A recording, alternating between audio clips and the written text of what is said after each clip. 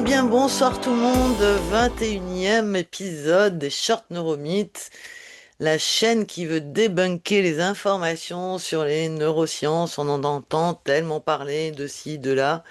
Et donc, en 10 minutes, je traite de petits sujets et de croyances qui sont pas toujours tout à fait exactes. Et ce soir, on va parler du pardon. Est-ce que pardonner, c'est excuser? Donc, je me présente, je m'appelle Rita Benkiran. J'ai créé Arrêt Management il y a 18 ans maintenant et je propose donc des parcours en neurosciences et je vous invite à vous abonner sur la chaîne YouTube. Donc, merci pour les partages, mais merci aussi pour les commentaires. Corinne, mets un petit commentaire.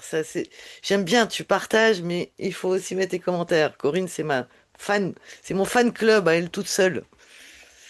Donc, abonnez-vous, partagez. Il y a plusieurs thèmes différents et chaque semaine, je change de thème.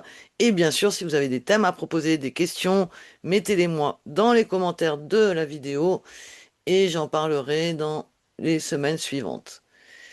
Alors déjà, on va parler du mythe du pardon. Beaucoup de gens réagissent en disant je ne pardonne pas, j'arrive pas à pardonner. Pardonner, c'est accepter l'inacceptable. Et on mélange aussi dans le vocabulaire quand on dit je t'excuse, je demande pardon, est-ce que c'est la même chose? Et on mélange entre excuser, oublier, minimiser, lâcher. Mais le pardon, c'est pas tout à fait ça. Et j'aimerais remettre un petit peu de d'alignement sur le mot. Donc j'aime bien revenir au vocabulaire, à la sémantique et expliquer ce qui se passe dans notre cerveau. Donc le pardon, c'est pas un acte pour l'autre, c'est vraiment un acte pour soi. On le fait pas pour excuser l'autre, c'est pas pour pardonner l'autre. C'est vraiment un acte pour soi, pour se retrouver dans son alignement intérieur. Et je vais expliquer pourquoi. Ah, elle est belle, ma faute d'orthographe. Accrochée. Elle est vraiment accrochée. On va faire ça direct. Et je repartage. Qu'est-ce qui se passe? En fait, on garde des liens. Quand on n'arrive pas à pardonner, on garde des liens avec des choses du passé. Et comme je disais en off avant le début du short, c'est que en fait, quand on sait de quoi il s'agit, c'est plus facile, même si c'est pas si facile. Le problème, c'est quand on ne sait pas de quoi on est lié, à quoi on est lié, à quelle situation, parce que c'est dans notre mémoire limbique mais on n'en a pas conscience. Par contre, le cerveau, lui, il enregistre toutes les blessures émotionnelles et il va développer des mécanismes de défense qui vont rester les mêmes tout au long de la vie. Et ce que j'ai dit dans les précédents shorts, je le redis ici, c'est que la blessure émotionnelle, la douleur émotionnelle se trouve dans la même zone du cerveau que la douleur physique. Donc c'est une vraie douleur. Et pour se protéger, il va développer des mécanismes de défense et notamment il va ruminer. Mais la blessure, elle reste là, même si l'événement est passé. Et donc à chaque fois qu'il va y avoir des petits catalyseurs, des petits signes, des situations, des mots, paf, on va se retrouver en réaction. Et je rappelle que notre cerveau automatique, c'est 99% de nos réactions. Eh bien, il va se mettre en mode réaction et on a chacun des mécanismes de défense différents en fonction de nos blessures.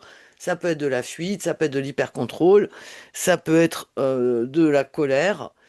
Et donc, le cerveau, face aux blessures, qu'est-ce qu'il va faire? Il va activer l'amygdale, vigilance, alerte. Il va développer des mécanismes de protection et il va voir ce catalyseur comme un danger. Et qu'est-ce qu'il va vouloir faire? Il va vouloir nous protéger, sauf qu'il est très maladroit et surtout, il n'a pas acquis la mémoire du présent, c'est-à-dire que c'est le préfrontal qui, lui, peut s'adapter au changement, à la situation présente. Et donc, on n'a pas conscience de ça. Et la difficulté, c'est comment je vais communiquer à mon système automatique, reptilien, limbique, que là, aujourd'hui, j'ai la capacité de gérer la situation quand je suis en mode réaction automatique. C'est exactement comme une blessure physique. Imaginez-vous quelqu'un, vous avez une vraie blessure sur la main qui est parfois un peu douloureuse. Et quelqu'un, dans une situation, veut vous protéger et vous prend la main dans un geste, une intention de bienveillance et paf, vous allez retirer la main par peur d'avoir mal. Et ben la blessure émotionnelle, c'est pareil. C'est-à-dire l'autre n'avait pas l'intention de vous blesser, mais vous le vivez comme une blessure, même si l'événement est passé. Et le cerveau, lui, qu'est-ce qu'il fait? Il fait son job, il protège. Et en fait, il réactive la douleur, mais on n'en a pas vraiment conscience. Et ça a été prouvé par des neuroscientifiques comme Daniel Kahneman. J'en ai parlé dans d'autres vidéos. Je parle du système 1, système 2. Et c'est exactement ce qu'on fait dans le parcours Clémotion. C'est d'aller reprogrammer notre système 1 avec la mémoire du présent. Donc, on réactive ce que j'appelle la mémoire du futur. Voilà. Et pourquoi le cerveau, il résiste au pardon? Parce que, en fait, pour lui, le pardon, c'est baisser la garde, c'est se rendre vulnérable, c'est oublier la leçon. Et donc, lui, il veut pas pardonner parce qu'il veut maintenir la protection. Et il va mélanger pardonner et excuser. Pour lui, pardonner, ça peut sembler dangereux. Il peut croire que c'est excuser à l'autre, alors que pardonner, absolument pas. Ce n'est pas excuser l'autre. On peut tout à fait pardonner à l'autre pour se libérer de cette mémoire qui nous fait mal, sans pour autant l'excuser. Et j'ai pas envie de vous partager ici des expériences personnelles, mais je peux vous dire que je le vis, je le vis au quotidien. Et le pardon, c'est redonner la part à chacun. Donc si par exemple vos parents vous ont fait du mal, peut-être que c'était pas dans leur intention, mais vous, ça vous a fait une blessure émotionnelle, c'est de leur redonner la part de ce qui ne vous convient plus et garder ce qui vous convient. Et ça demande un travail sur soi, un travail avec le préfrontal de façon consciente. Donc le pardon, c'est pas un cadeau que vous faites à l'autre, c'est vraiment un acte de libération pour soi-même. Et je répète, pardonner n'est pas excuser. Et là-dessus, il y a eu énormément de recherches. Et là, je vous donne une ressource que vous pouvez aller rechercher sur Internet. Donc, une autre manière de voir le pardon, c'est de comprendre que vous ne le faites pas pour l'autre, mais vous le faites pour vous, pour libérer cette charge mentale, cette rumination et ce mécanisme de défense, et de transformer cette blessure, vous dire, bon, pourquoi j'ai ressenti cette blessure, qu'elle soit une des 5 blessures, et d'ailleurs, je pourrais faire un short sur les 5 blessures, donc trahison, injustice, humiliation, euh, j'en oublie toujours, mais je peux faire une vidéo sur les 5 blessures d'après Lise Bourbeau et vous montrer quels sont les mécanismes de défense. Et en fait, le but, c'est de transformer cette blessure en un apprentissage. Apprentissage de quoi? Non pas pour plus compenser, bien au contraire, parce que c'est ce qu'on fait, hein, le mécanisme de défense, c'est qu'on va mettre des couches et des carapaces pour se protéger de revivre la même blessure émotionnelle qui est, je vous rappelle, dans la même zone du cerveau que la blessure physique. Non, l'apprentissage, c'est quels sont mes besoins, qu'est-ce qui m'a blessé et comment je peux retrouver ma souveraineté intérieure. Alors c'est un grand mot pour dire aujourd'hui, communiquez vraiment à votre cerveau limbique qu'aujourd'hui, vous avez la capacité de vous faire confiance parce que vous pouvez traiter cette situation. Et ça, c'est réactiver son cortex préfrontal. Donc pardonner, c'est vraiment reprendre le pouvoir sur son histoire, c'est-à-dire je vais réactualiser l'information à mon cerveau de mes capacités d'aujourd'hui. Et donc c'est vraiment choisir en conscience plutôt que de subir. Ce n'est pas effacer le passé il reste là. Vous n'êtes pas dans l'excuse du passé, mais c'est merci Anne, abandon, trahison, humiliation, injustice. Il en reste une 5e. Et du coup, ne plus être gouverné par cette réaction automatique de votre cerveau qui, je vous répète, veut vous protéger, mais de façon très maladroite. Et donc, les neurosciences nous apprennent vraiment ces connaissances scientifiques pour comprendre que c'est une chimie du cerveau, que c'est une connexion de synapses, de neurones en connexion synaptique, et que, en fait, vous avez la capacité de modifier vos systèmes automatiques en réactivant votre préfrontal et en programmant de nouveaux systèmes automatiques. Olivier Houdet en parle. On passe du système 1 au système 2 pour reprogrammer le système 3, donc ce que j'appelle la vue du balcon. Et c'est là que l'erreur devient un enseignement, c'est-à-dire j'ai appris pourquoi j'ai été en mécanisme de défense, j'ai appris de quoi je me protégeais et de quoi je dois redonner la part, même si ce n'est pas une mémoire consciente.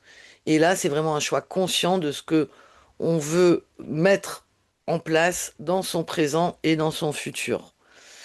Et comme j'aime bien citer, mettre des citations dans ces shorts, eh bien, je vous propose de méditer sur cette citation, le pardon et le courage de mettre fin à la souffrance. Parce que des fois, on a un système d'addiction à la souffrance, c'est le système de récompense, où en fait on est dans cet automatisme également. Donc le pardon ne guérit pas la blessure, mais il libère celui qui porte la blessure. Alors, l'auteur est en tout petit, Desmond Tutu, prix Nobel de la paix en 1984. En conclusion, pardonner n'est pas excuser, c'est sortir de cette prison de la rumination inconsciente et automatique de ton cerveau limbique et reptilien. C'est reprendre le pouvoir sur ton histoire, c'est choisir qui tu veux être malgré tout ce qui s'est passé. Ça n'efface pas le passé, mais ça permet de construire une nouvelle mémoire du futur. Voilà ce que je voulais vous partager sur ce short.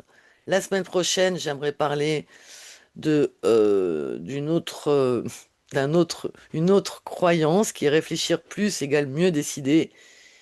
Et j'aimerais challenger cette croyance. Donc, je vous invite à vous inscrire. Chaque semaine, je vous demande de vous inscrire parce que je ne veux pas imposer l'inscription pour même les plus fidèles des fidèles. Et je vous invite également à découvrir le parcours Clémotion qui va beaucoup plus loin dans cette reprogrammation du cerveau grâce aux connaissances des neurosciences et de comprendre les clés de décodage de nos émotions, de comprendre leurs informations, parce que la colère veut vous dire des choses, la tristesse aussi, et la joie également. Et pour finir, j'aimerais quand même vous parler un peu plus en détail des protocoles que j'ai développés. Et actuellement, il y a des prix de lancement. Donc j'ai développé 7 protocoles qui sont, si vous n'avez pas envie d'aller dans un parcours trop long, ce sont des petits protocoles, donc un budget temps réduit, un budget argent réduit pour résoudre des problématiques immédiates. Donc je vous invite à découvrir Stop Rumination, Stop Pression, Stop, non pas stop, décision claire, prendre des bonnes décisions, stop stress chronique, stop conflit, stop procrastination et l'impact du beau, parce que c'est vraiment l'ADN de Clémotion. Étant moi-même artiste, le beau a vraiment un impact réel sur la physiologie de notre cerveau. Ça a été prouvé par les neuroscientifiques et je vous le montre dans ce protocole. Et donc, en ce moment, je lance des prix très intéressant. Donc 119 € pour un protocole au lieu de 259. 297 € pour 3 protocoles. Ce ne sont pas les bons prix, c'est 497. Je corrige tout de suite. Et 777 pour le protocole complet. Je corrigerai, c'est pas le bon slide. Comme quoi, c'est pas l'IA qui a fait ça, c'est moi, j'ai droit à l'erreur. Je vous enverrai les programmes en détail. Et je vous invite vraiment à découvrir Clémotion au travers des petits protocoles. Et maintenant, je vais partager mon écran. Vous pouvez réouvrir vos micros pour les personnes présentes, vos caméras, et on va discuter en live de ce que vous avez envie de partager avec moi en live. Et merci de vos présences. Et merci à ceux qui regardent en replay. Je vous dis à la semaine prochaine.